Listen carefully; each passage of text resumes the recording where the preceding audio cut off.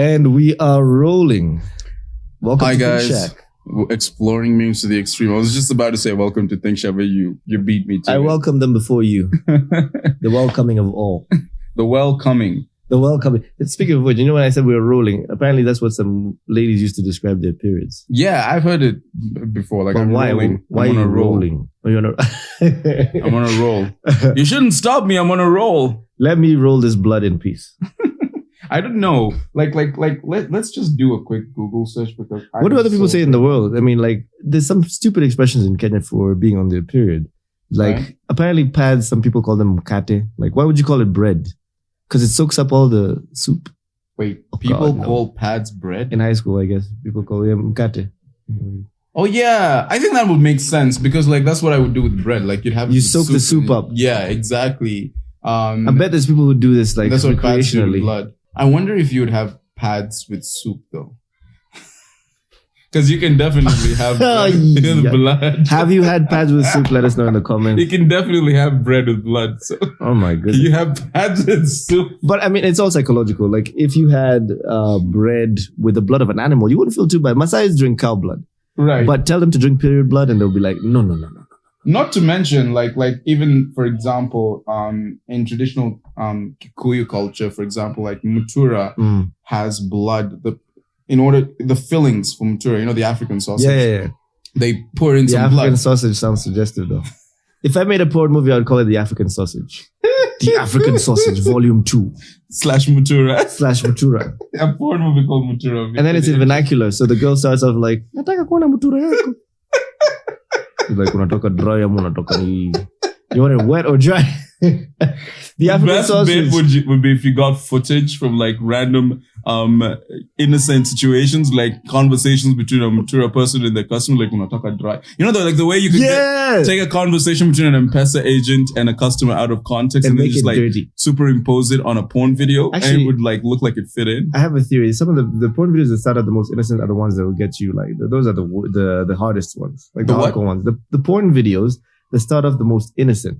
Yeah, like Could be someone paying... like this lady called me to fix her sink or something, and then someone just goes downhill from that. Yeah. I've seen one where like it like these things get elaborate. So I've seen a whole porn movie. I don't know if you've ever watched a proper porn movie. There's one called movie. Pirates. Pirates? There was like a parody of Pirates of the Caribbean. And it Wow. was literally like Oh, yeah. yeah, I've watched... it used to be Lord of really the- popular. It wasn't Lord of the Rings. It was Star Wars. They even had the Star- makeup of the Sith. exactly, and they have that. action scenes, and there's like a love story. We should probably tell you we have a lot of time on our hands. If you're not watching regular porn, you've gone all the way down to the parody. You must be invested in this.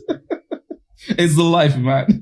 If shit hits the fan, I am starting a Pornhub and OnlyFans account. Wow, we're still. We gotta make money by all You means. gotta make money by all means. But anyway. actually, as we're starting that, I think I should start off with a fun fact or a fun tip. Right. Joining the porn industry, because again, I am a pornosaur. I know about these things. A pornosaur. To join the porn industry, here are your requirements. Get your notebook. First of all, you should be able to have sex for 80 minutes continuously.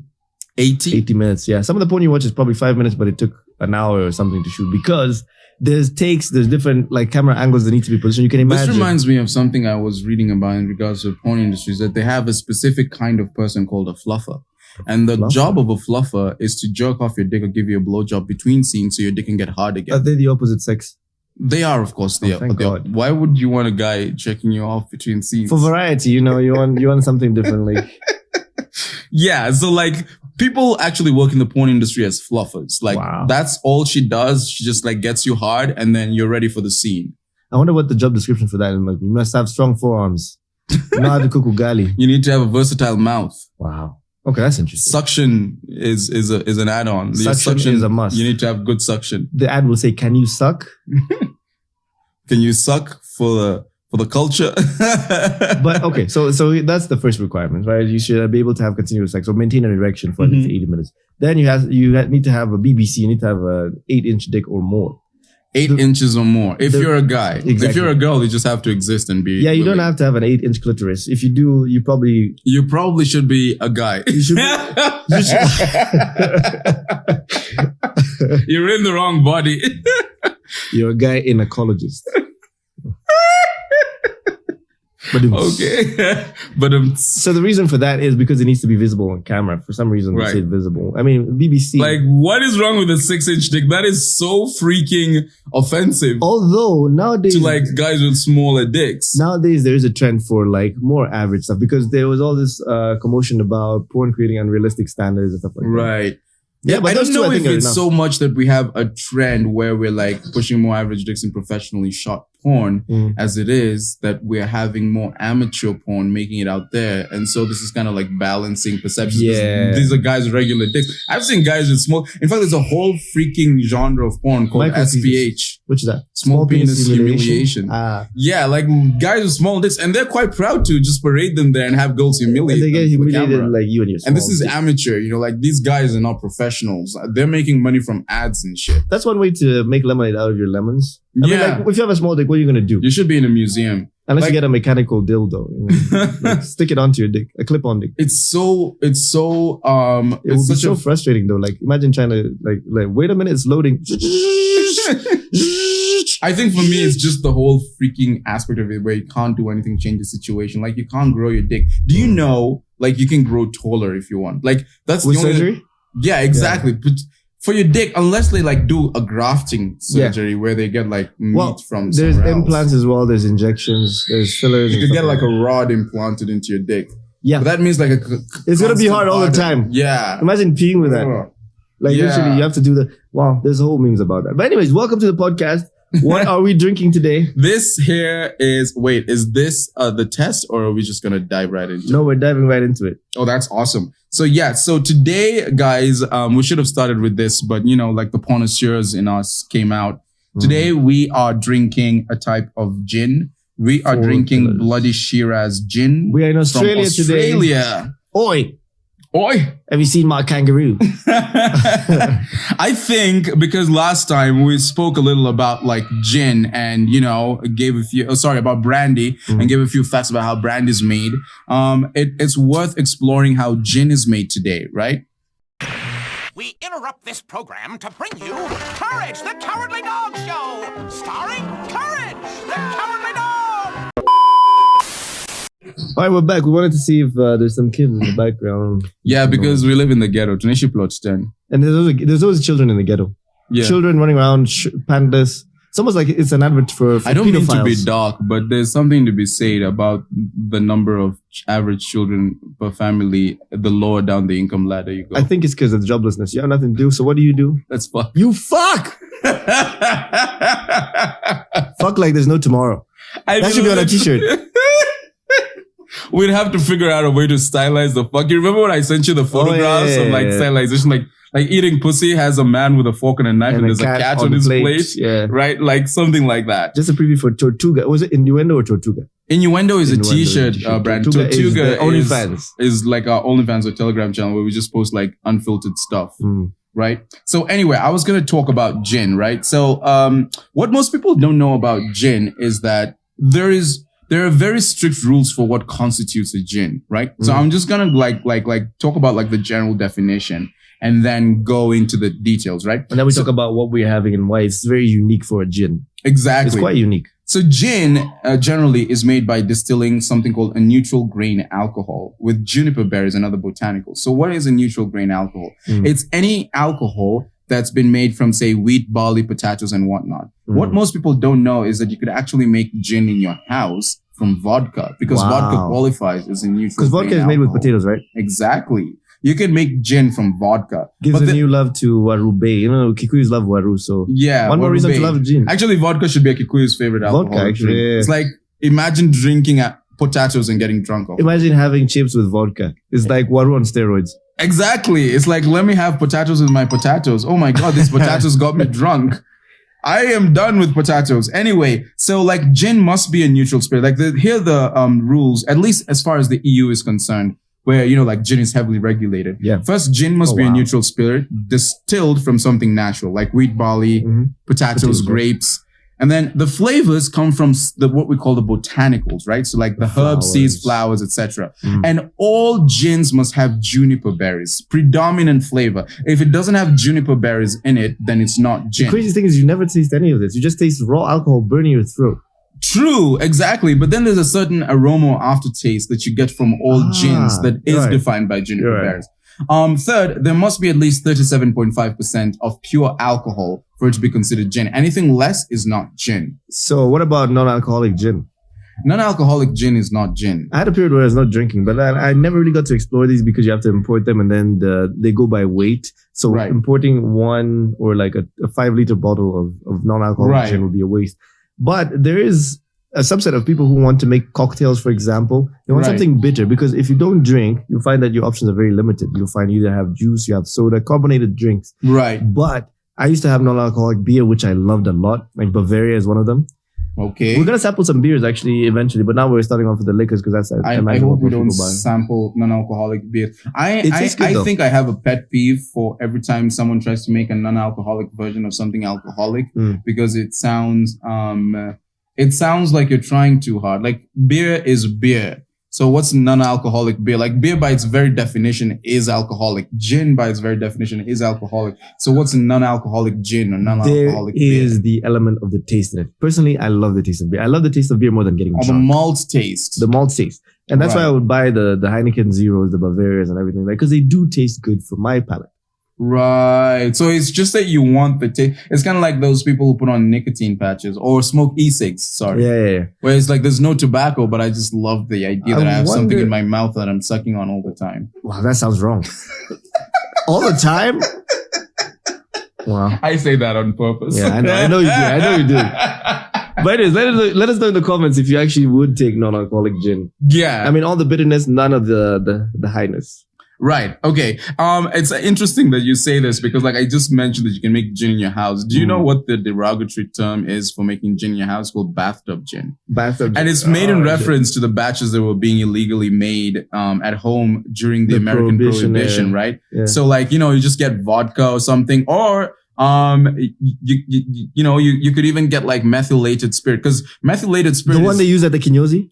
Yeah, well, it's alcohol, but it has some methanol added. So there's a process for removing the methanol so that you're left with ethanol, which is alcohol. And then that is the base spirit. And then you add like the botanicals, fruits, herbs, vegetables, spices, all of that shit to make gin. Since you want to suck on something.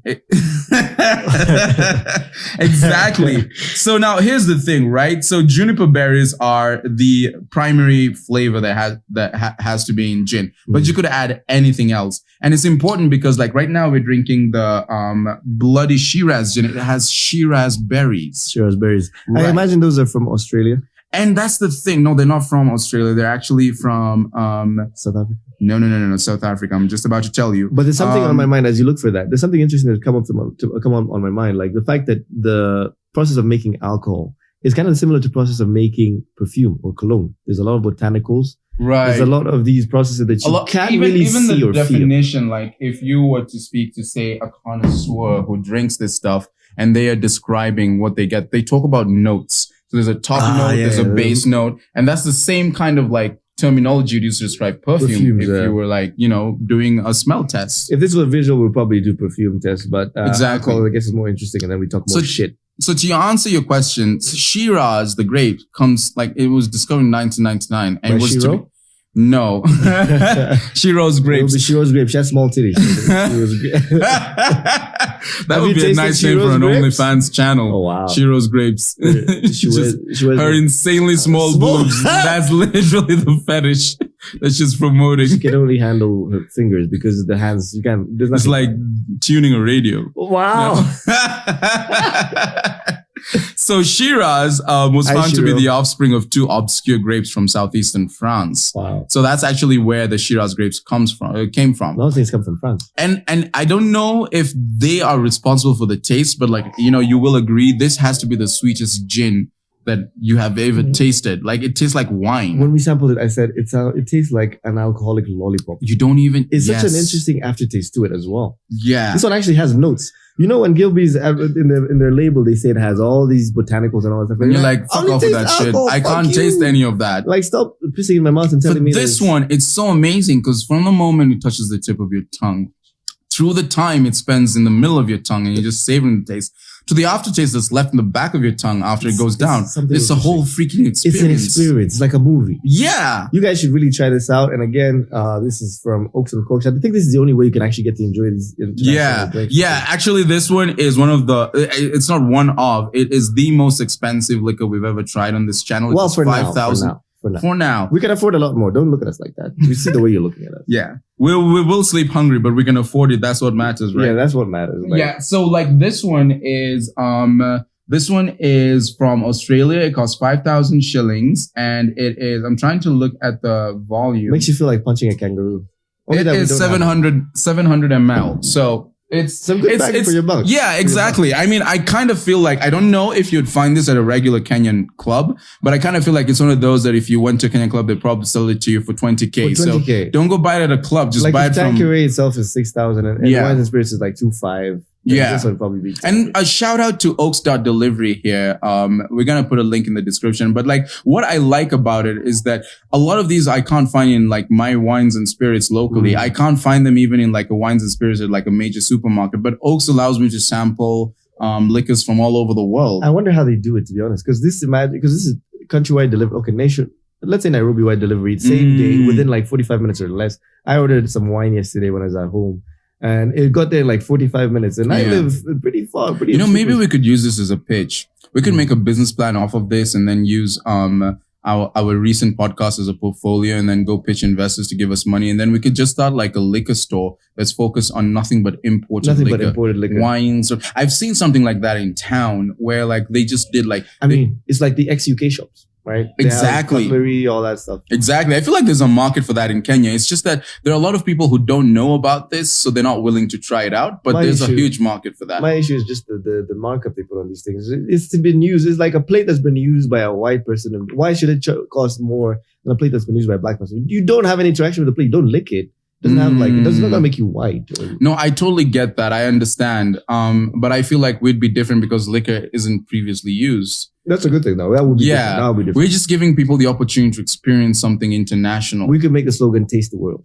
Taste the world. Oh my God, taste the world sounds so good. Or sip the world or something along those lines. This is called ThinkShack. Business ideas come to life. Yeah, Business Shack. We give you ideas. We're now Business Shack. You can go ahead and rip us off. You can be the one to test the market because they usually say the first one on the market is the worst. You're better off like and then we'll come in after you fuck up and just clean up. So the Shrewsbury's come from France. One other thing comes from France, and that's one of we titled this episode the 69 Special. Because the 69 Special, because we currently, when we were talking about this last week, we were like 64. And we were like, once we get 69 subscribers, we're going to do a special on the number 69. But right now, as of this recording, we're about 74 subscribers. Thank you guys for doing thank you so much. Thank you so very much. We really appreciate that. Is there something about the number 74? Is there a position called 74? I don't know how you do it, how many people you need to make the 74 a reality. It sounds like someone, the 7, is bending over in doggy style while the 4 is taking a shit. But 7 is really...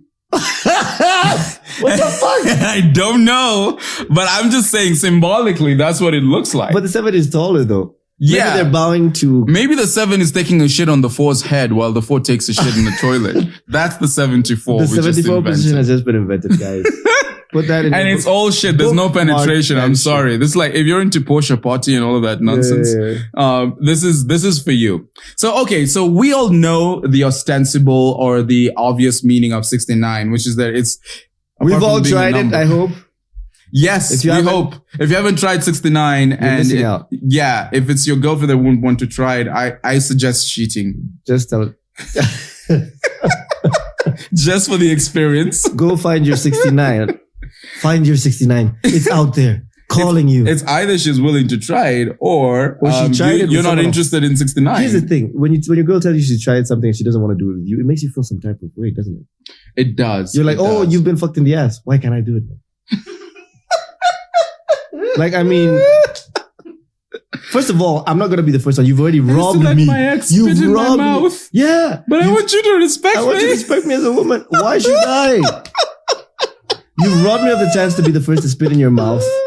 Now you won't even give me the chance to be the second overall or the third.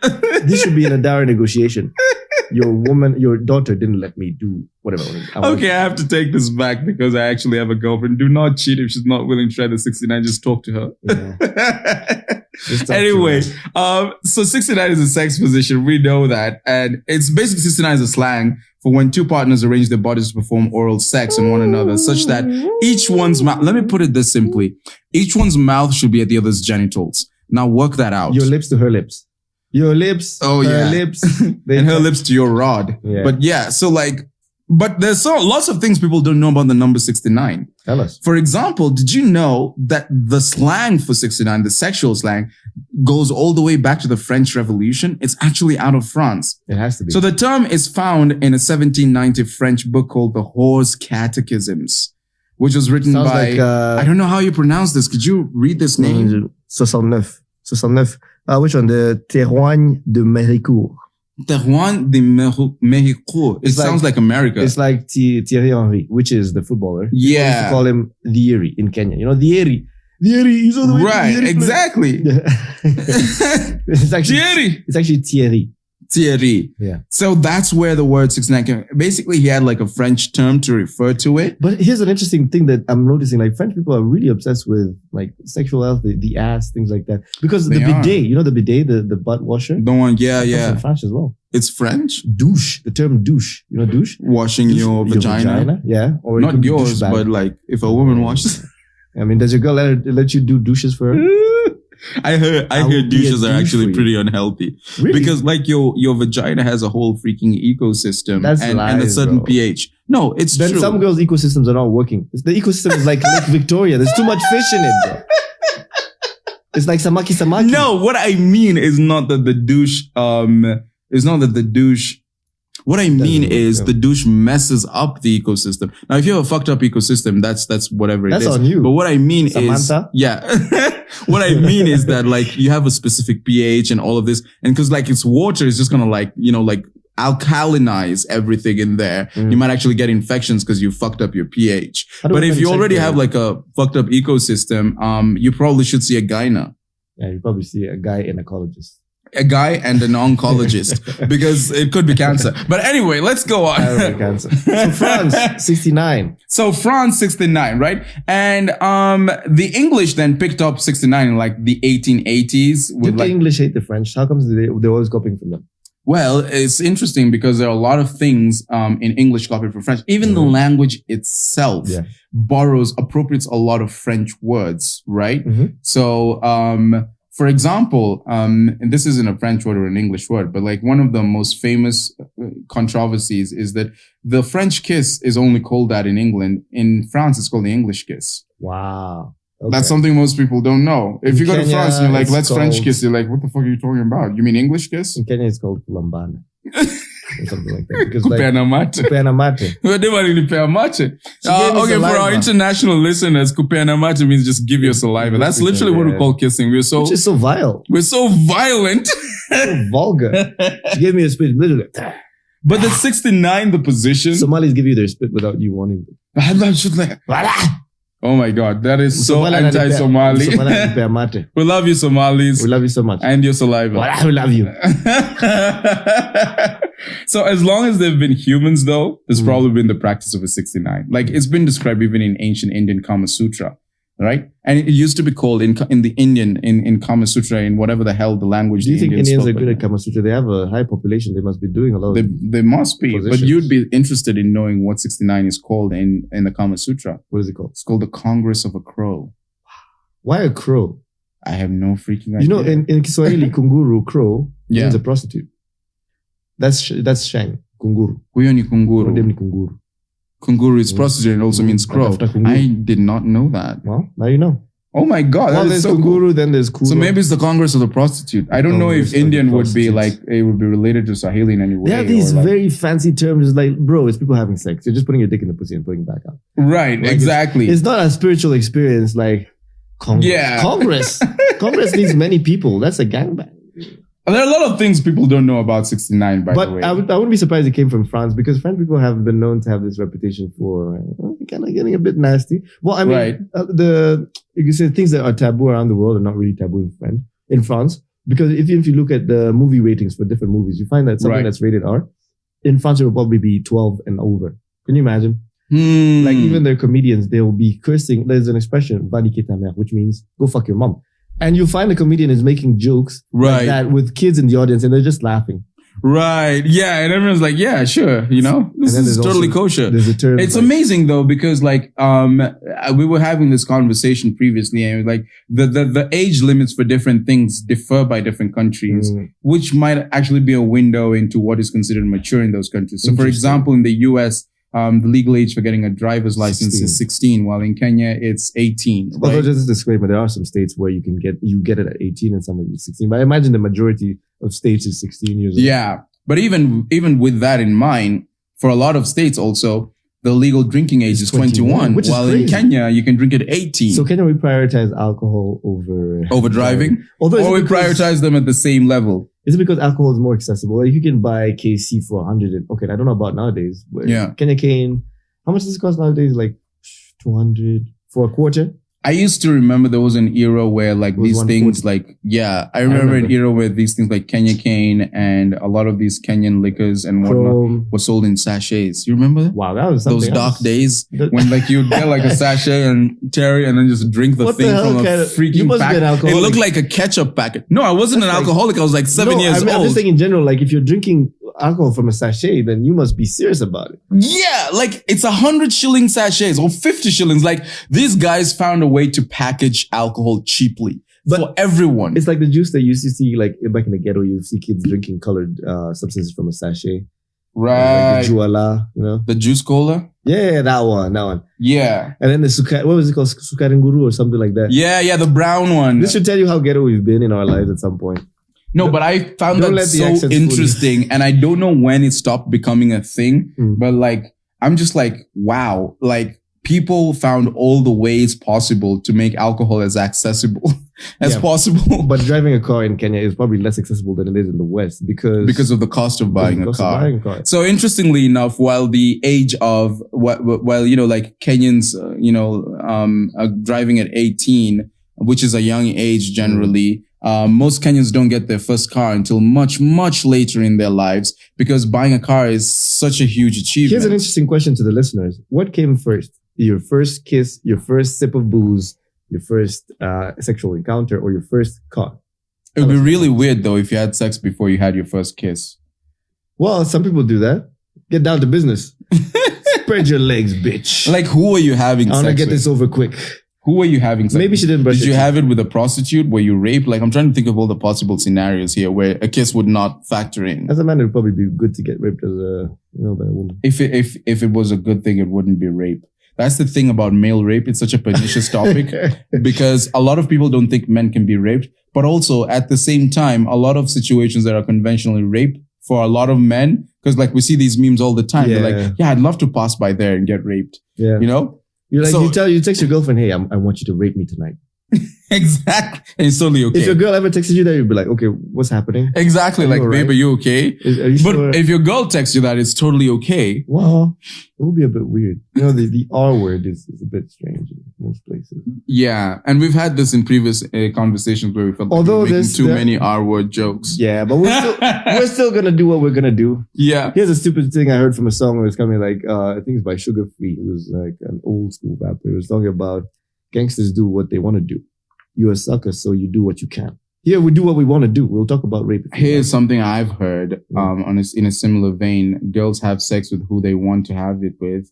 Men have sex with who they can have it with. Yeah, pretty much. That's exactly it. Yeah. So anyway, going back to 69, right? Did you know that 69 is the only number, like people don't know facts about it beyond the sex. It's the only number whose square and cube includes the numbers 1 to 9, each appearing at least once. No way. Let me try that. I've got to try it. I got to put it. Put it in your calculator. So you said the square and the cube. Yeah, so try 69 squared. 69. This is like 69 gangbang.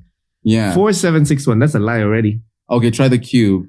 This nigga was lying. Whoever made this fact. He was like, I've got to make a fact today. That's 67 times 67 times 67. That's 67 cubed, basically. No, it's supposed to be 69 cubed. Oh shit. Okay, let me just look for that. I got lost in my position. Let's see, 69 times 69. 4761. Okay. 69 is the only natural number whose square 4761 That's what you got, right? Yeah. And cube 328,509. Use every decimal digit from 0 to 9 exactly once. So if you combine the cube and the square, you will find every single decimal digit 1 through 9. That is such an obscure fact, though. Like, it's almost like trying to find relations where there are none. It's like, do you know if you go to Ngara in the morning, you'll hear a chicken crow the same time someone in Istanbul sees the sunset. Like, who cares? I'm getting this off of Google. Okay, don't crucify I'm not me. crucifying you. I'm crucifying whoever made that stat. Okay, here's something. Okay, I like this. Right? So let me just like go back to the specific. Go back to the 69. The 69. How many of you think you were born from a 69? Does your mom look like she can do a 69? You can't be born from a 69 because your dick is in her mouth unless you're getting her pregnant through the mouth. It can't happen. You cannot be strong conceived. swimmers. Long distance Are they going to swim down the alimentary canal? No, they swim down her intestines, go out through her ass, and then come through the pussy. Yeah, this has gone really viral. Quite a voyage. Yeah. That the would Great be like Escape. An odyssey. The Amazing Race. It would be such a voyage it deserved to be called an odyssey. That means you deserve to be born. If your sperms did all that work to get to okay, so here's the thing, right? Maybe she had eggs in her mouth. What? Never mind. Shatter. Anyway, one thing about 69 is it started like showing up on like online, like it became an internet meme. Yeah. Exactly, right? And basically people would comment nice. Thumbnail, my God. Yeah, I know. Wait. People would comment nice. He looks like he's getting 69 right now. People would comment nice on just about any online comment that happens to feature the number 69, right? Yeah. So, actually, like, for example, if you would say like the poll shows that 69% of Americans approve the new low. Nice. Someone is bound to come in the comment and say nice. Or like in the weather, like 69 degrees outside and it's nice. Exactly. Even Elon Musk, the billionaire, is a huge proponent of this, 69, 420 culture. 420 is a whole other thing, and we'll do this when we get 420 subscribers, so do the thing. But like Elon Musk was so into it that he literally priced one of his cars online at $69,420. Wow. I don't remember what model it was, but it was one of the Teslas. Elon Musk is definitely into it. There's a joke Chris Rock made about no one in the world has less cum than Elon Musk. Less cum? Yes, he's taking people to space. There's women sucking him dry all the time, because you imagine how much attention he gets from women. The stuff he's doing is out really of this world. Into sex? Like, how much sex does Elon Musk have? This is Elon Musk, if by any chance you're listening to this podcast, we would love for you to tell us how much sex you have. Do you have enough? Well, his face looks like he doesn't have enough, to be honest. What does a face that doesn't have enough sex look like? It's a bit strained, a bit like, it's tough. A face that's relaxed. So let me just look really quickly into Elon Musk's pedigree. Let's take this half seriously. Elon Musk has had how many wives? I think there was Justina or whatever her name was as the first one. No. She wishes. Justine, actually. Oh, Justine, okay. Yeah, this was like his first wife. I remember I once saw a clip of Elon Musk at 27, 28 when he was introducing the Roadster. And he should be like almost 50 now, if not 50 yet. He's really looking good for his age. Yeah, or not. I feel like he's gained quite a bit of weight recently. Yeah, someone was saying you remember that picture of him that went trending when he was shirtless? Someone said he's built like a deep breath. Yeah, or he's built like the Cybertruck. So it's like basically, all love Elon, all love Elon. We don't endorse, we don't condone body shaming of any kind. Right. Yeah. Unless it's you're shaming your own self. I mean, self-deprecation is okay. So here's the thing, right? So there's Justine. There was the actress. I forget her name. Actually, you know what? Let me look at list of Elon Musk's wives. Elon Musk's exes. Because I don't know if he's still... it must be kind of happy and sad to have people Googling your wives in plural. Like, that means you fucked up in some way or the other. But that means you're important enough for people to care about who you're dating. Or, I don't know about important enough. Look, you're just famous. Yeah. So he has dated Justine Musk. Mm-hmm. Wow. Even after the divorce, she still has his name. That's the amount of colonization that puts you in the way. That's probably because Justine Musk may still be married to him. I'm not sure. He's polygamous. Nay Wilson, I don't know if they had like a proper divorce or it was a separation. That's the thing. If you don't have a proper divorce, from what I'm saying, it looks like he's had 4 wives. So there's Justine, there's Grimes, right? There's Amber Heard, And you remember Johnny Depp? Yes, of course. Well, Elon got out lucky. No, when Johnny, the whole Johnny Depp like scandal, Elon Musk was actually helping Amber Heard in the case. Like he was on Amber Heard's side, right? If you did Amber Heard, then you must have problems. And then there's Tallulah Riley. This is the one I was looking for. She was like a model or something, right? She must have done a lot of things. And he has like a whole bunch of kids. So, just based off of the kids, like how many kids does Elon Musk have? How many kids does Elon Musk have? How many do you think he should have? He has 8 children. You see, he loves fucking. Yeah. So he probably has enough sex. He should be called Elon Fucks. Not Elon Musk. Elon Fucks. Elon Fucks? But it would be F-U-C-K-S. No, F-U-K-S. It would be German. Yeah. Elon Fuchs. Fuchs. Back to 69. Back to 69. So anyway. We've changed positions a lot on this podcast. Yeah? So that's the thing. He priced one of his cars 69,420. So anyway, I don't know. These are the facts I could find online. So if anyone can find any other cool facts about the number 69 for the 69 subscriber special, please put them in the comment section. We're more than willing to listen to them, right? Now that we've gotten that out of the way, how was your week with all the Mandamano stuff and all the protests that are happening in the streets? Apparently, there's going to be one tomorrow and on Thursday as well. By the way, guys, that's a good question because it's a Sunday today while we're doing this recording. It's a good question because I went and did some research about political systems. And, it kind of got me asking, what kind of political system do we have in Kenya? What kind of system is this? And what political system do you live in, right? So, we know that the words used to describe political systems generally originate in ancient Greece. So democracy, for example, comes from demos, which means rules, and kratos, which means the rule of the people. So people is demos and kratos is rules. So the rule of the people, what right? is a good example of a democracy that actually works in the world? I don't know that we have a democracy that actually works. And that's the importance. Yeah, because there's no pure democracy, just like there's no pure capitalist economy. It's what most people don't understand. So it's a mix of some things. And this is that's why it's important to look at the history to kind of understand it, because it gives you perspective into what you have at the moment, right? Yeah. So for example, most people let's just look at where all of this began in ancient Greece. We know that ancient Greece wasn't one country, even though most people think that. It was a collection of city-states and regions which had links culturally, linguistically, politically. The most famous one, I believe, is Sparta, just because of that one statement. That's Sparta. The thing. Yeah, exactly. And we're actually going to talk about Sparta's political system because it's pretty unique, or was, right? Because some Greek cities were ruled by tyrants, these were individuals with absolute power. We have a caller. Okay, pause. So guys, that was 911 again. We have a thing where people call us with their problems. Ladies especially. Yeah, it's my plumbing is blocked. For those of you who don't know, we run a 911 emergency for women only. Only women. You have an emergency that could somehow be solved sexually? We are here. If it cannot, is there any emergency that can be solved sexually? Good question.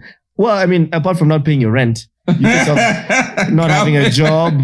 I can help you pay your rent. Don't have food. Help you get a job. Actually, don't have many food. that can be solved with There sex. are a lot of problems. In fact, I posit that almost 90% of problems, except medical ones, can be solved sexually. Some of them even medical can. Like if you have schizophrenia, you have a mental illness or something like that.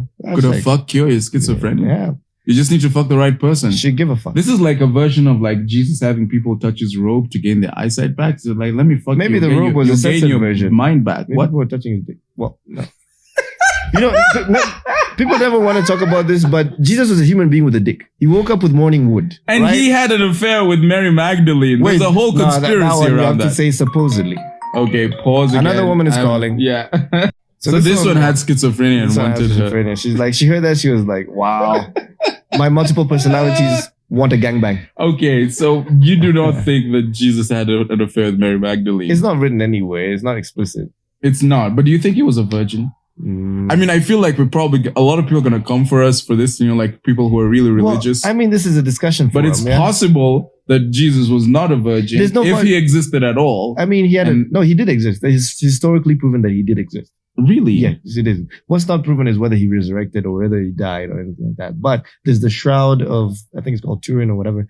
But there's evidence that he existed and everything. And it was also done facial reconstruction and stuff. He existed, but he was a human being. Even in the Bible, even arguing from a biblical perspective, he was a human being. So he was fully man. That's what they say. That means he had a dick. right? Yeah. He woke up with morning wood. And when people were touching his cloth to gain their eyesight, we don't know what part of his cloth they were touching. They must have been touching the sensitive.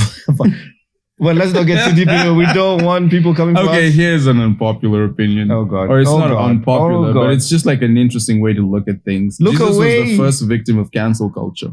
Was he? People did not like what he said, so they freaking killed him. That's the most extreme form of cancel culture. Exactly. If you think about I hope people don't come for us and cancel us.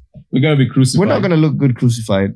Literally today, you could use crucify interchangeably with Well, cancel. if you come, we're ready for you. We have our own hammers and nails. I can crucify you too, by the way, just so you know. So back to political systems, right? So democracy as a system first originated in the city of Athens in Greece, right? In the 6th century BC. And it was all through a process of gradual reform. And back then, it used to be that only adult male Athenians could vote, right? So no women, no slaves, no freed slaves, no children, no foreigners. What was the argument against women voting? I mean, women voting, like female suffrage has always been a contentious issue up until about a century ago when like British women were the first to gain suffrage. Like women voting is a pretty recent phenomenon. in those days, they believed women were less intelligent or what? It could be, or it just could be that, for example, women didn't have too much representation in like politically. So, they never had anyone to advocate for their rights and whatnot. I believe that a lot of such things start out with people thinking a person or a group of people is inferior. Yes. But then it just becomes like a self-fulfilling prophecy where eventually, even while the overarching theme of the day is that these people are respected properly, the system has already evolved to the point where they have no representation. And the reason why I'm saying this is because I'm looking at like slavery. When slavery began, I mean, of course, it probably began for practical purposes. Like these guys needed cheap labor and they were coming to Africa and there was so much like infighting in Africa. So like people were ready to give up like the prisoners of war. True. And then it evolved into people thinking Africans are generally inferior. But there was probably a time during slavery when like white slave owners used to treat their African slaves like people and they gave them like positions. But these African slaves were limited because the situation they were living in did not allow them to vote or own land or other things. I mean, at one point, Mali was the richest civilization in the whole world. Exactly. Mansa And Musa is the richest I've person heard to of have that ever story. lived. Yeah, exactly. So, I mean, back then, I mean, even the Athenians, for all their brilliance, were not exempt from this like terrible backward practice of not allowing women to vote, right? And so what happened is about 15% of the total population were entitled to vote and take part in assembly. And these are just the adult male citizens, right? Yeah. So the idea behind it was that the Athenians, why they promoted democracy back then, is that they thought random selection was the most democratic form of government. And they even had like ways that they could randomize like elections to avoid corruption because they really believed in it, right? Now, the thing is, Athenian democracy, went through many reforms and, it would go away, come back in an altered form. It developed, and that was Athens. But let's look at Sparta for a moment, which came up with a totally different system, right?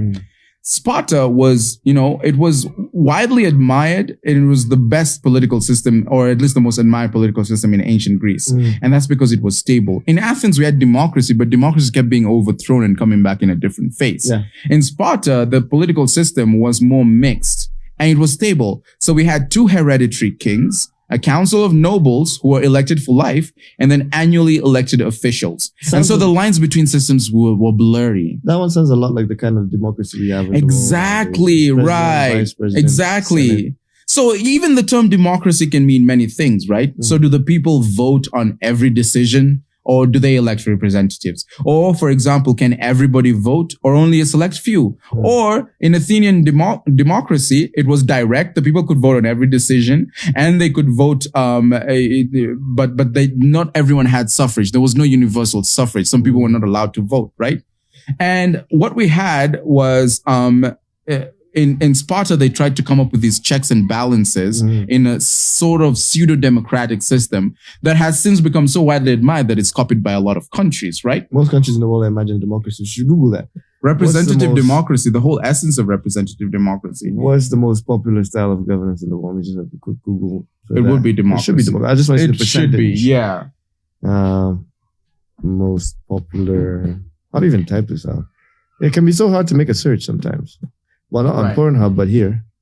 A popular system of government in the world. This bloody Shiraz is so bloody awesome. Yeah, it's bloody. It's bloody fantastic. Why would you call it like a bloody Shiraz? It sounds like a curse word.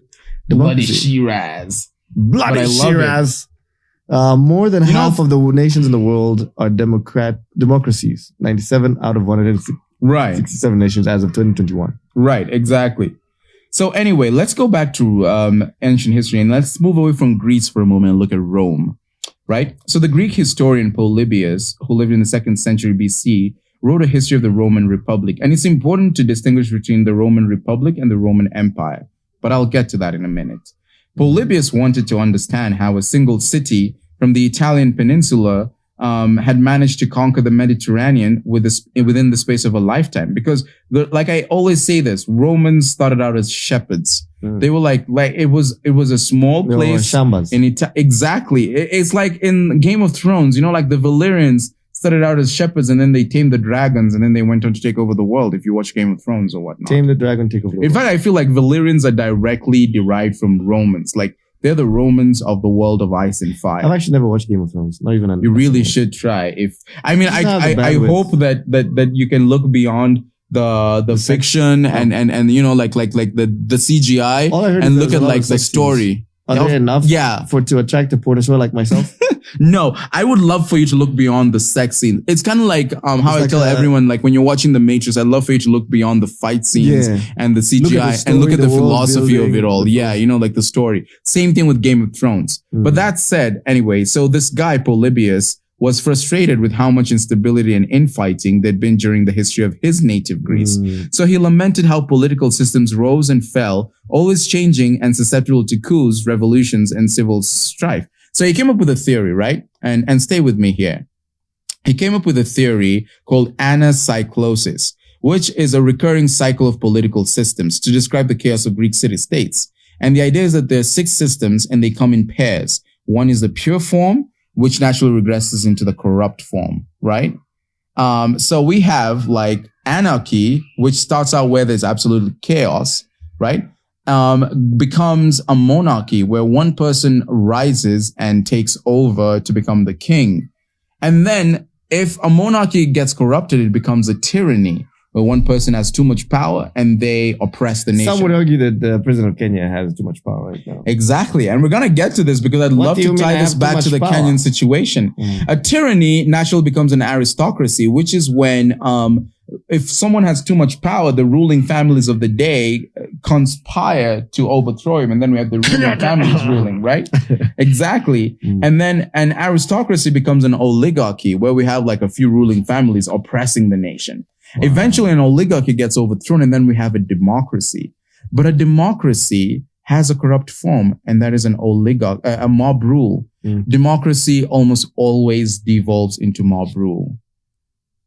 Right? So this was what Polybius was seeing. And he contrasted this with the Roman constitution, which, like that of Sparta, didn't fall neatly into any of the specific Greek categories.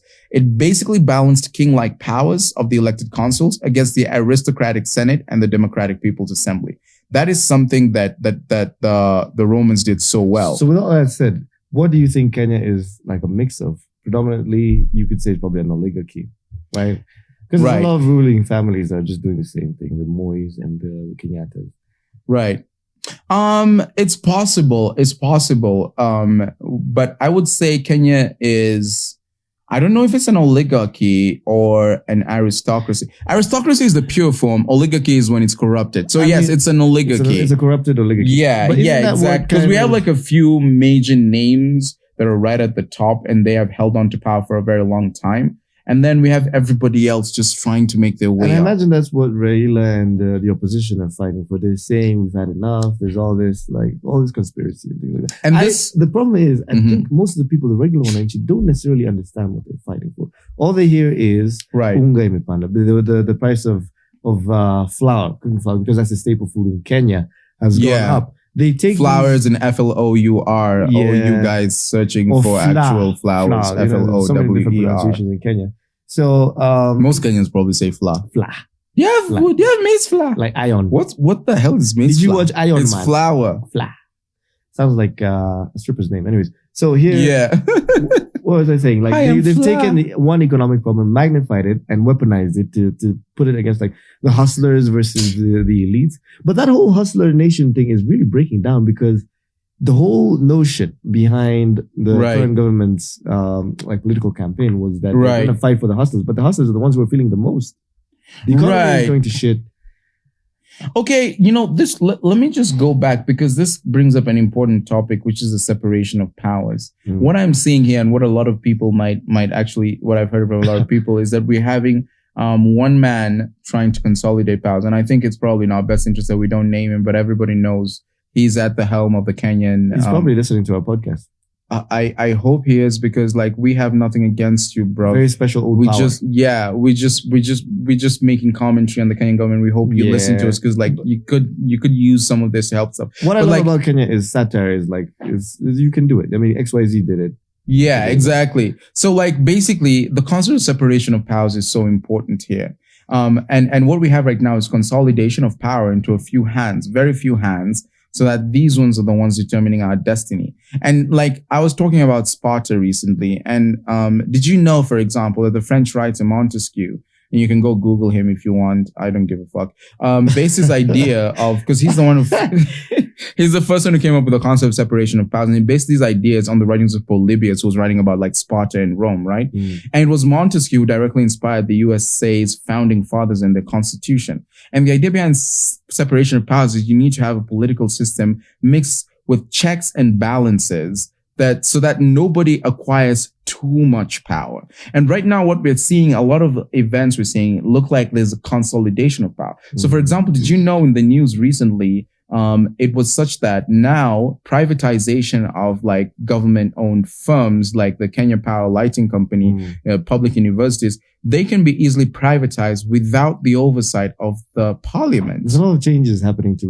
legislation like behind the scenes. People don't see it, but then it's Which means that they can be sold without anyone asking questions. They can be sold to people's cronies. They can be sold to politicians. And then you find that once the term is over, the politician ends up owning so much more than their position would have afforded them. Right. And there are other political systems to also explore here. But I wonder, like I've always wondered what goes on in the minds of African politicians. Like what you're doing is essentially you're destroying a place you live in. At the end of the day, you might be saying, "Oh, I'm looking out for myself," but that's something I have also always wondered because it confuses me. I would think that if you were as ambitious as that, I mean, I understand the thirst for power in its raw form. Everybody. Shit. Sorry, I just spilled some bloody Shiraz. It's gonna look like someone had very bloody. It's actually not too much. Bloody shitty ass on the couch. Bloody shit ass. Bloody shit ass. I'm gonna make a really stupid joke earlier. Actually, separation of power sounds like the separation of butt cheeks. Separation of cheeks. Bloody shit ass. I feel like there's some people who, when they listen to our podcast, we start saying something serious and then we just like segue into wait, something I didn't funny. sign up for this. Exactly. And then they're just like, oh my God, they're going to forget to come back to the main topic. And then we're like, coming back to it, they're like, oh my God, they remembered. Yeah. Someone has actually ever said this to me. It's cliffhangers. They're kind of like, I was about to tune out, but then you came back and I was like, you hang on long enough. Exactly. And vice versa, I guess, for the people who are not so much into the serious stuff, they want the banter. Same thing for you guys. Yeah. You have a bit of everything. You have to bear the serious stuff. This is an all-inclusive brothel. It's a brothel of ideas. Separate your powers, you can keep with it together. With a brothel shack. The power shack. The power separate shack. Powers. The separation of cheeks shack. Yeah. Anyway. The cheek shack. With the cheek shack. Anyway, so like one thing I always ask myself is that I would understand the thirst for power. It's everywhere. Every man thirsts for power. I don't. Maybe in the bedroom. Then you thirst for power. You thirst for power in some form. Because like I recently had this conversation with someone and I asked them, how do you define power? Good question. And they were like, to me, it's just influence. It's the feeling that you get from being able to influence the goings on in the world around you. But being a bit serious, actually, I've never really craved power. Like even in terms of like where I work or something like that, I don't necessarily feel the need for influence because that puts you in the spotlight. And I personally, I love being in the spotlight. Even if you see the way I look, I'm flamboyant in terms of, I like being seen, but I don't like being seen that much. But you would love to be powerful in some capacity. For example, you'd love to have certain skills. You'd love, for example, to be dominant in some kind of social circle. I guess you could say that's a different kind of power. It's not influence per se. It's power to do things, but not power to control things. Well, tell us in the comments. Do you crave power, or are you like me, where you feel like it's never really been a thing? But Africans generally, it's almost like a genetic trait. You want political power. But the point I was going to make generally is that while I understand the thirst for power, whether or not it is universal, because, like now you're opening my mind to the possibility it's not universal, or the fact, because I mean, do you eventually want to go into politics, for example? No, I do not. Or do you want to be an influential person in your organization, for example? I do not. Exactly. But then here's the thing, right? Like, I understand the craving for power simply because, I can see why it would be addictive. My point was, what I don't understand is how the craving for power can fail to be patriotic. So, for example, we have corrupt politicians who, while they amass power, are focused on accumulating vast sums of money and funneling them away into accounts, in offshore accounts, right? While the country is going up in flames. That's what I do not understand. Makes no sense. You may want to make power, but at the same time, build like a country that is great. Like every time I read about this in the context of other countries, whether it's Germany during Hitler, and I'm no supporter of Hitler, but like you can see how the Germans wanted to be the greatest nation in the world. Russia, they were doing all the US, Russia, the United States. We have, for example, even these tiger economies like Indonesia and Malaysia and all of these, they really wanted for their country to appear on the map. So even while, for example, what's the name of this country? Indonesia, was it Singapore, was being ruled by a dictator. This dictator had, the interest in his mind was to make Singapore one of the greatest countries in the world. It wasn't about accumulating massive wealth for you as an individual. So that's the thing I don't get about African leaders and African it's very politicians. Strange. It's almost as if, it's kind of like littering. A lot of people like to litter in Kenya, for example, but you go to their house and it's spotless. Like you like littering everywhere because you think this is not my home, but literally it's your country. You're going to go outside, you're going to travel, and then people will be like, Kenya is such a dirty country. And then you're like, you feel like defending it, but you're responsible. And you actually contribute to the fact you say like, oh yeah, Kenya is actually quite dirty, but who litters is you. But actually, one of the things that annoys me the most is whenever people, when they hear that, whenever a criticism is leveled against Kenya as a country, or I don't know how it goes on in other countries. I can only speak in the perspective of Kenya. They're always like, oh, it's our leaders. We have bad leaders. And then in my head, I'm like, well, these bad leaders are from Kenya. Exactly. They're Kenyans. They didn't fall from heaven. You voted for them. They were raised in our culture.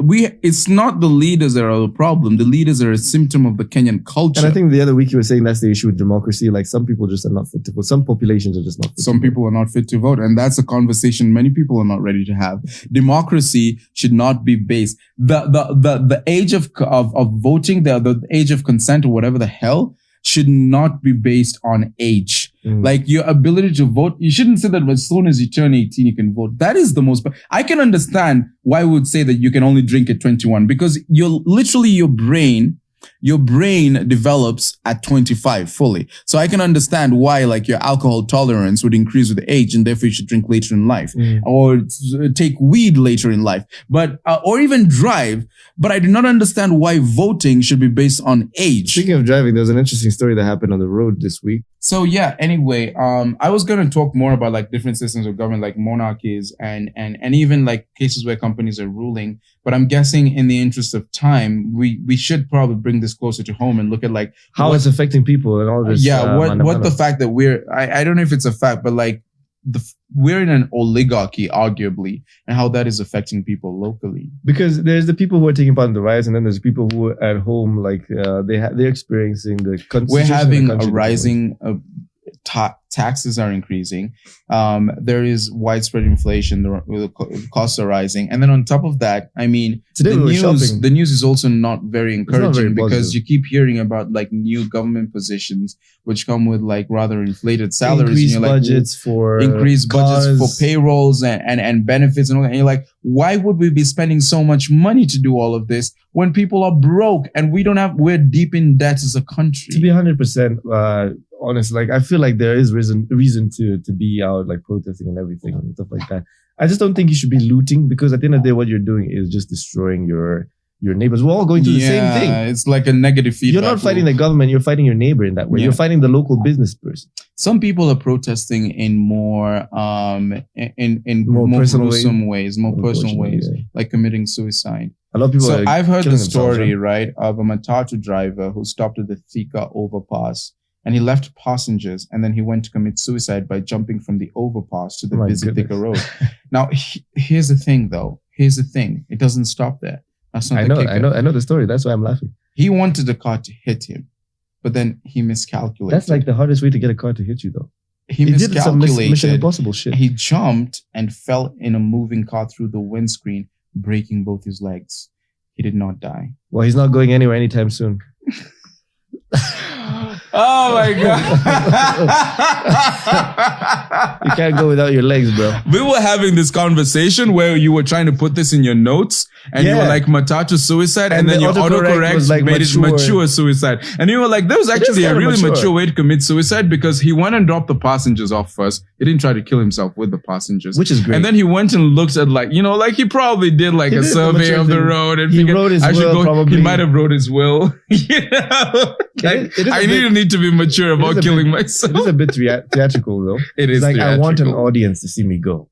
Like imagine the matatu spot. Like it is so sad though. I think the saddest thing about suicide, and perhaps the biggest reason why I am so afraid of suicide. I mean, don't get me wrong, I love life, but I'm saying even if it could happen to anyone, that's the scary thing. Yeah, but I'm just saying even if I was in a place where I wanted to commit suicide, my greatest fear would be failing and having some sort of lifelong injury or condition. Like you take, say, some kind of toxin or poison gives you brain damage. Or you try to, like this guy, jump off of a building and instead of dying, you lose both your limbs and now you have to live with it because, like... It takes a lot of calculation, actually. It does. Suicide is a lot harder to commit than most people think. And that's something most people don't talk about. Just to be a bit serious, I know I've probably made the most suicide jokes at this place, but if you are thinking of committing suicide, we love you. We love the fact that we really need to start plugging a hotline. We need to go Google hotlines for suicide in Kenya and start plugging them in our descriptions because it is a great problem. And a lot of, I mean, I don't know how big it is a problem in Kenya, but I know in a lot of countries around the world, suicide is a big deal. And I think a lot of people could really do with the encouragement. The encouragement is always talk to someone, but some people don't feel comfortable doing that. But hey, you're listening to us. You found something that you love. This is one reason to stay alive. One more reason to stay alive. I don't think this will help everyone on the audience, but for whoever it helps, for what it's worth, I'm going to put it out there. I have been suicidal at some point in my life. Not suicidal that I tried to commit suicide, but I did think about it. Yeah. And do you know what helped me back? Is that I started to think about life in terms of how many people or how many entities have a stake on your life. And how many people love you as well. You might think there's none. Not just that, but like in the sense that like when you're young, it's just you. Yeah. You kill yourself, you die. And at most maybe your mother or your father or like your siblings are going to be affected. Or your landlord. They might be like, your landlord will probably be the most devastated by your suicide. Where am I going to get money? Why'd you have to kill yourself now at the end of the month? Or your creditors. Yeah. So, and then you get like a girlfriend or like friends. And then now, actually, if you get a girlfriend, I like to think of it as like when it's just you're a sole proprietorship. If you understand the business lingo. If you get a girlfriend, it's a partnership. Now, if you die, you're devastating this other person terribly. Exactly. And if you and your girlfriend get married or not and have kids, then you're now a public limited company because now you're not just affecting your girlfriend, but you're also affecting your children. So suicide, or rather the avoidance of it, is not so much a matter of like whether you feel happy or not, but a matter of thinking about the responsibility you hold to the people in your life. One could argue that if you want to be less prone to suicide, you might get more responsibilities. Although that could be counterintuitive as well. I don't think it's a bad idea though. It's counterintuitive, but literally a lot of the problems that are affecting the modern world is from people feeling purposeless. And what is the best way to fight purposelessness?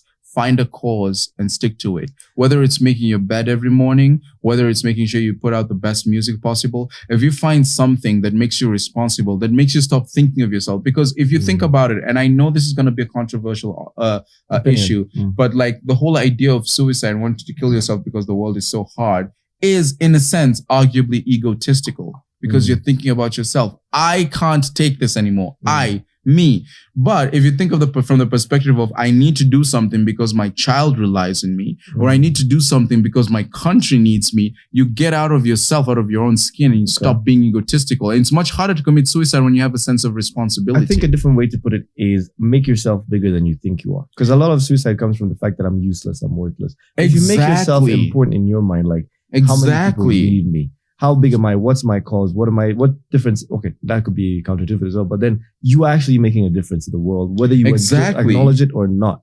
Exactly. And that comes from the people who are close to you. But I think a lot of men, like the matatu driver, for example, commit suicide because they feel, a lot of it I think is attached to money, because men have this habit of attaching themselves. A lot of people just need money. It's pretty simple. As much as we're here giving, all this feel good advice, the truth is we live in a situation where a lot of people just need money to feel better. And we live in a pretty good economy by African standards, but pretty fucked up by general standards. But a good solution would be, if you want to feel good, you don't necessarily, you do need money, yes, for a lot of things.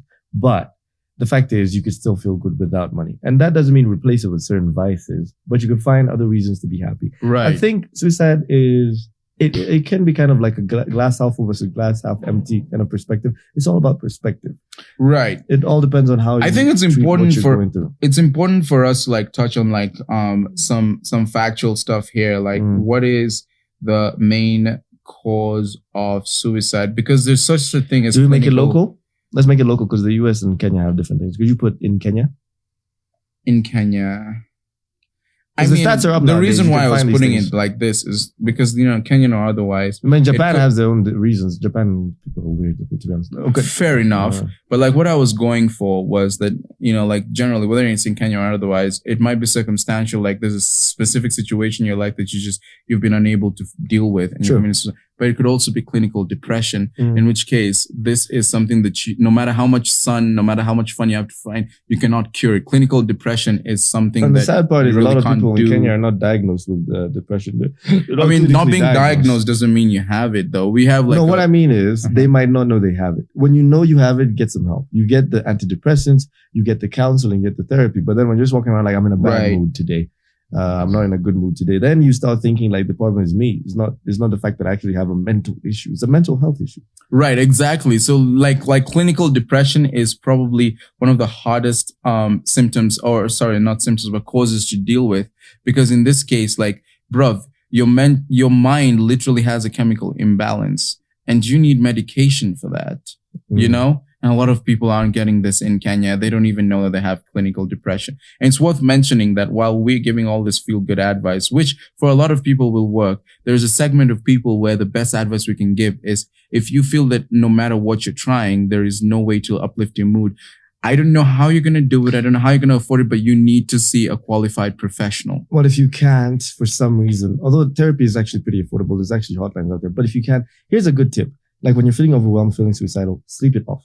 Sleeping it off does wonders. You sleep, and honestly, suicide takes a lot of motivation. It takes a lot of situations where you're like, and planning. Like my day was shit. Yeah. I've gotten a bad text from my girlfriend, but if you sleep it off, the circumstances when you wake up will be different. Right. And all of a sudden, you won't have that high motivation again. Right. Sleep it off. And do that as many times as you need to. Maybe one of these episodes, just simply because we're not experts on this issue, we should bring a psychologist onto and just like have a conversation with them, because now I'm actually genuinely interested. Like I would love to know why suicide is so pernicious and what you can do if you're ever in such a situation. I think it would be a great benefit to our audience. Yeah, exactly. Who might be in such a similar situation. If you're going through that, hey man, take it easy, take life easy. We love to crack dark jokes, but dank jokes. I don't know why my mind was like thinking about dank memes, but we love to crack dark jokes and dank jokes. Yeah. But like every once in a while, we do get, because like we actually do think about this stuff from a serious perspective. We actually do care about our listeners as well, because I mean we've been through it. Like a lot of times you talk about these things, but we've been through it and know it's not pleasant. Yeah, exactly. Actually, that's part of the reasons why we joke. We inject some humor into the situation, because you really need humor. I think humor was God's gift to us for being self-aware, because like once you're self-aware, once you gain a certain level of intelligence, I'm thinking from an evolutionary perspective, like you're no longer a monkey. It comes with a certain level of depression. Knowing the truth and the reality of the world comes with a certain level of fuck. Yeah. I have to know this now. And humor is just like something to balance it out. Like make a joke about it. That's where the statement ignorance is bliss came from. But you mentioned monkeys and evolution, and I found monkeys are actually not the smartest like species of animals next to humans. There's actually dolphins. And they realized this early at NASA. Dolphins are super smart. Actually, I have heard people posit that while we cannot prove it as such, it's quite possible dolphins are smarter than humans. And you know why? You know why? Because they've done scans of like human brains and other animal brains. What makes a person smart isn't the size of the brain per se. Because some animals have huge brains. It's the number of folds in the cerebrum. You know, the way the brain folds and stuff. So it's about the surface area of the brain. So how much processing space there is. So for example, we have way more folds. We have way more folds than, say, an elephant, which has a much larger brain. Are really dumb. Exactly. But dolphins have even more folds than humans, you get? Yeah. So, while we don't understand the language, and of course we do like capture them and put them in like, sea zoos and all of that. Like these things, on the other hand, have their own cultures. They have different languages. They even perform atrocities on others. Like humans do. They rape each other. They isolate each other. They have freaking gangs and gang bangs. Do they gang rape each other? They gang rape each other all the time. So it's quite possible dolphins are even more sophisticated than humans, just that we don't know. Based on the complexity of their rape. Based on the complexity of it. They have very complex rape. Did we just make a rape joke? We had a conversation about But speaking about dolphin sex, which sounds like the name of a rock band, Dolphin Sex. Dolphin sex. Or dolphin penis. Yeah, anyways, NASA. Dolphin sex. NASA, not the one for ODM or whatever. NASA did an experiment. Imagine if the one for ODM performed experiments on dolphins. With Raila there. We wanted to do an experiment on dolphins. To see a dolphin will come from a hanjo. I want to see how you perform if you suck. That guy is getting really old. I feel bad for him for fighting something. Honestly, I feel like he has other reasons. I have never had an opinion on Raila, but now with all of these like the strikes and everything, I'm starting to feel like this guy might just be the single most patriotic Kenyan ever. He is. He's gone through a lot. Apparently, for this country. He probably even only has one ball because he was tortured during the Moi era. Oh my God. Yeah. What the hell? Yeah, literally, he went through that. I think there were chambers. I forgot what they were called. The torture chambers of the Nyayo torture chambers. Yeah, he was tortured. He lost a testicle or something like that. Right. Maybe that's why he talks like that. Well, it could be something to do with symptoms of a missing ball. It sounds like a children's story. Yeah, systems. The story of the missing ball. So, anyways, NASA did an experiment. Hey kids, let's talk about the missing ball. And then it starts off with Tom or a young Raila. Where's my ball, mommy? Mommy, where's my ball? We did not mean to make this much. Oh my God. The ballless. It's a children's story. The bold and the ballless. Imagine. That should be on a t-shirt. It's a the bold and the ballless. It's a telenovela. Maria, where did you put my testicle? It's over there, Carlos. Next to Raila's picture. Why did you put it next to Raila? Anyway, so NASA. Coming back to the ballless dolphins. The ballless dolphins. What happened? So NASA did an experiment where they wanted to see if, because of this fact that they're so intelligent, if they could communicate with dolphins. And the experiment degenerated so badly. It went sideways. It became a very famous or notorious experiment that NASA was later known for. So they ended up giving the dolphins LSD, which is acid. Why were they giving dolphins LSD? They wanted to see if they had the same reactions as humans. It's quite possible we might be on LSD right now. Very possible, because we wanted to get into the mood. This, however, is not an admission of guilt. It's theoretically speaking. We may be trying it for the first time. Some of the jokes might be coming from LSD, some might not be. We're seeing very vivid colors right now, but it could also be because of our very good eyesight. Maybe seeing shapes. Is that what it's showing on the TV, or am I seeing my own things? I think it is. I see colors, I wonder of colors and everything I touch. And everything. I don't know what the lyrics are, but everything else reminds me of the rain, which is gay. Yeah. That song had an agenda. Anyways, so dolphins. That's gonna be got LSD. Dolphins got LSD and hand jobs as well. And hand jobs. Because they wanted to see if they react to the same stimulus as human beings. Right. And they had this lady living in a room with a dolphin. She was kind of psychopath, to be honest. Well, she wasn't really. She was actually, I think she's still alive. She was just a fanatic. She's a fanatic. She loved the dolphin so much they even named it Peter. Which of all names, why would you name a dolphin Peter? Because it's Sounds like an M-Pesa literally guy. the most generic name you could M-Pesa give guy. anyone or anything. It's only that they didn't know Kamau. Yeah. They could have named the dolphin Kamau. Brayo. Brayo Amastingo. Brayo Because the Mastingo. dolphin knows many things. So Brayo Mahanjo. eventually, the dolphin got so attached. But obviously, they didn't get the results they wanted because they were trying to get the dolphin to learn how to communicate with humans. Mm-hmm. But in the end, that didn't work. So they tried to do different things, including the LSD and then including the hand job. So basically, they got the dolphin addicted to a bunch of shit in the name of science. And addicted to the lady who was helping them research. Eventually, when she stopped coming stopped coming to perform the dolphin stopped the dolphin coming experiments. too. The dolphin actually, because dolphins are, I think, what is the word? They don't necessarily live underwater. Like they can only sustain a short period. Yeah, exactly. They're mammals, so they have like a blowhole, and they hold their breath underwater, and then they come up to blow up air and water. Literally, the they have a dolphin spout. got so depressed, it went and committed suicide. It went to the bottom of the tank and then died.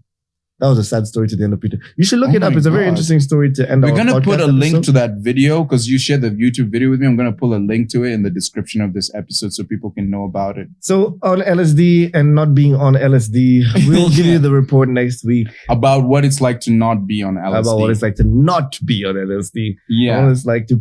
We're gonna go and read a bunch of shit about what it's like to be on LSD, and then we'll come tell you about it because we definitely didn't try it. Well, we didn't try it. Right, don't take our word for it. Yeah. So anyways, this has been the ThinkShack. This exploring memes to the extremes. We're getting close to episode 10. This feels so good. Yeah. Thank you. Please, guys, get us up in the subscribership. We are loving the love, and we'll keep trying. I don't know if you guys noticed, but like with episode 7, we tried to come as close to full coverage with the video as possible. Yeah. So we'll keep doing this. We're not going to show you our faces anytime soon. Sorry, fuck you. You have to pay for that. You have to pay for that. Yeah, but like we're gonna try to get full coverage for video, so we can do like James Johnny Cold Fusion type videos with our podcast. Guys, man. Thank you so much really for tuning into this episode. See you on the next one, inshallah. And we are out. Stay safe, stay beautiful, stay sexual.